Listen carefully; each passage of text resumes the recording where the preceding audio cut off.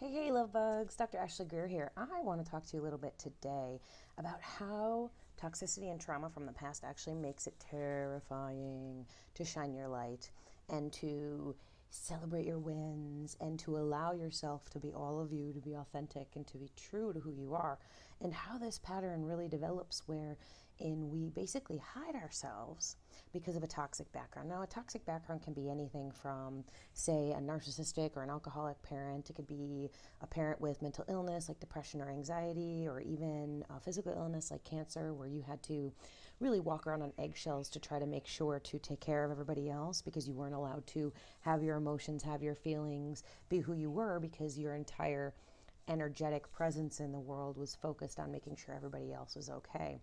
A lot of times it's a parent, could be a sibling, could be a teacher, etc. But usually it's a parent who's hypercritical, who has anger issues, who makes you feel as though you're inadequate when you're yourself, and that somehow you're doing something wrong when you're doing yourself, when you're being yourself, and you have to essentially reel it back, wind it back, who you are, who you truly are, and be exactly who they want you to be in order to keep the peace in your family, in order so that the parent doesn't go, fly off the handle, so that other people don't have to deal with another problem, right? Because a lot of times when we are our authentic selves and we stop caring about what other people think and we stop people pleasing, other people aren't comfortable with us living in our truth. And when you come from a toxic background, that's just unacceptable in a family where it's built upon anger, it's built upon fear, it's built upon walking on eggshells, it's built upon pleasing the parent or the significant person in your life who makes it feel as though it's not safe for you to be who you are, or you'll be punished somehow. Now, that punishment could be something like physical abuse, but usually it's not. Usually it's actually something much more subtle. It's usually emotional abuse, could be verbal abuse, and by emotional abuse I mean even things like emotional invalidation. What that looks like is being told that you're crazy for feeling your emotions, you are too much, you feel too much, you're dramatic, something's wrong with you, things like that. And so what happens then is, imagine what the physical feeling of shining is like, right? Right? Shining your light. What is that like? That feels big, and it feels vibrant, and it feels really free, and it feels really right? Well, these people who want you to do whatever they want you to do in order to please them don't want you big and vibrant and totally alive and on fire for your life, because then you're not focused on making them happy. Then you may be rocking the boat and doing your own thing and not paying attention to what will please them instead. And so you actually get sold the idea that it's dangerous to be yourself. And this carries into your adulthood, right? Because we don't take the time to decondition ourselves, or we don't even learn that we need to decondition ourselves. We need to basically rework that past trauma so that we're no longer imprisoned by it, and we're no longer feeling like we have to do things the way they've always been done. And so what happens is we end up continuing these patterns into our adulthood. We look at people around us and feel as though it's our job to make sure that they're happy with us, to make sure that they approve of us, to make sure that we aren't abandoned, to make sure we're not rejected, to make sure they don't get angry or upset, to make sure that everything is always okay for other people, but not for us. And what happens is that's essentially abandoning ourselves.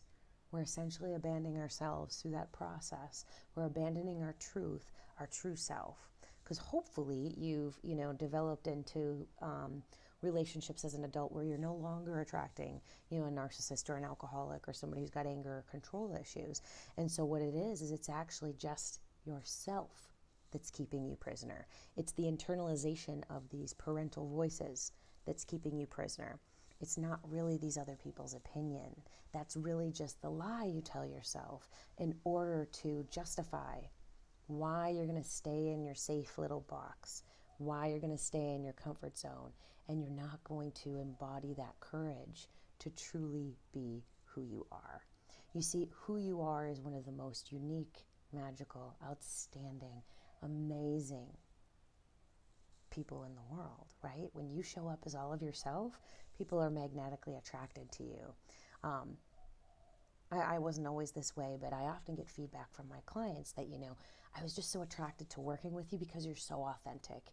You always show up the same. You always seem like, you're really happy with yourself and you're really happy with your life, but at the same time you own that sometimes you're sad and sometimes you're confused. And, you don't have it all figured out, because none of us has it all figured out, right? But it took, as you guys probably know by now, I have had a background, where I had alcoholism and narcissism in my family growing up, and I had to work on uncoupling those trauma responses so that I was able to fully shine and be vibrant and totally free and do things like live in Bali and do things like get a bunch of tattoos because they made me happy and they delighted me and they made me feel beautiful in my own skin. And then what happened is I was able to embody this whole other level of confidence, this whole other level of self-love, this whole other level of bliss and joy and peace and connection with other people. Because when you're connected to yourself and you're comfortable with yourself, you connect on such a deeper level with other people. I was able to embody a whole other level of sensuality and comfort with my sexuality and comfort with my body, even though it's totally imperfect, because I released and uncoupled those traumatic conditionings from the past that told me it wasn't safe to shine. I used to really fear being awesome because I felt like I was going to be annihilated. I felt like I was going to be attacked if I did, because that was the conditioning from the past. That was what I learned. And that's what a lot of you have learned as well. And I really want to encourage you to dive in and do the work, to shine your light and move through that trauma and let it go so that you can finally be the person who you truly are, who has all of this magical stuff, like just sucked into your life like a vacuum cleaner. Not because you're trying, not because you're hustling or pushing, not because you're being fake and not because you're acting as if, but because you're being beautifully and exquisitely exactly who you are, without all that fear, without all that anxiety, without all of that sense of, I'm not good enough. Because true confidence isn't about being somebody else, it's about being you, because you're marvelous. Anyway, check out the Light program. We get started on Monday, and I really want you to join us in this revolutionary program that's all about embodying your truest, deepest, boldest self so that you can let go of the people-pleasing, let go of the toxicity and trauma, and really embody this sense of true confidence, true freedom, true self-expression, radical self-expression. Truly be you. And to discover who you are, we're going to be doing embodiment exercises. We're really going to take it into real life, because all the knowledge in the world is fine and dandy, but until you anchor it in real life, it doesn't really matter. And so check out the program. Make sure you join. And if you join by tomorrow, Wednesday, at I think 7 p.m.